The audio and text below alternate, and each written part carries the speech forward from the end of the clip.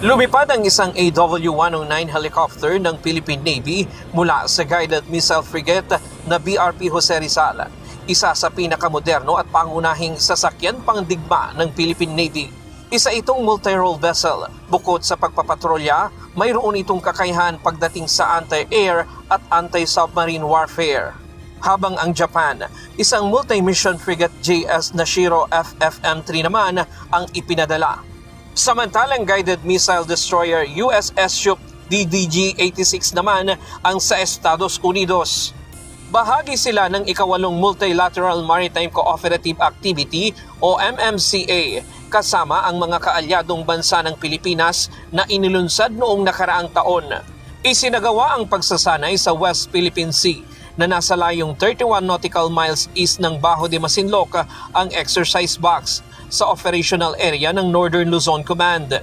Pero pasado alas 7 pa lamang ng umaga nitong Biyernes, namataan na ang isang Chinese warship na may bow number 574 sa layong 8 nautical miles. Agad itong ni-radio challenge para tanungin ang pakay sa lugar. Subalit hindi ito agad sumagot. Bagamat tinangkapan ng barko ng China na lumapit, muli itong ni-radio challenge ng Philippine Navy at saka pa lamang nag-iba ng ruta.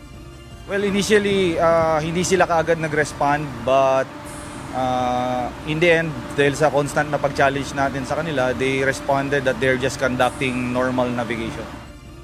Gayunman, hindi nakaapekto ang presensya ng Chinese warship sa kabuuan ng isinagawang pagsasanay at natapos ito ng maayos. Kasalukuyang isinasagawa yung personnel exchange exercise mula dito sa BRP Jose Rizal, sinakay sa rigid-hulled inflatable boat yung ilan sa kanilang mga tauhan papunta rito sa US guided missile ship. Kabilang sa personnel exchange exercise si Lieutenant Alexander Horvat ng US Navy. Send a strong message that we are allies and we will support each other. And other than that, starting steps towards integration in how we do business and how we operate with each other.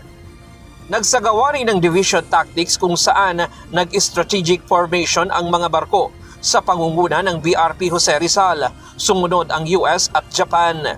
Ilan pa sa mga pagsasanay ay ang communication check exercise, rotary flight operations, maritime domain awareness, contact reporting at photo exercise o Photo X. Bukod sa mga barko ng Pilipinas, Japan at US, ginamit din sa pagsasanay ang C-90 aircraft ng Philippine Air Force at Maritime Patrol Aircraft P-8A Poseidon ng Estados Unidos. This kind of exercise kasi we are trying to test out yung mga capabilities na meron tayo ngayon given our new platforms. And I think we are at par with other countries now that we have modern platforms.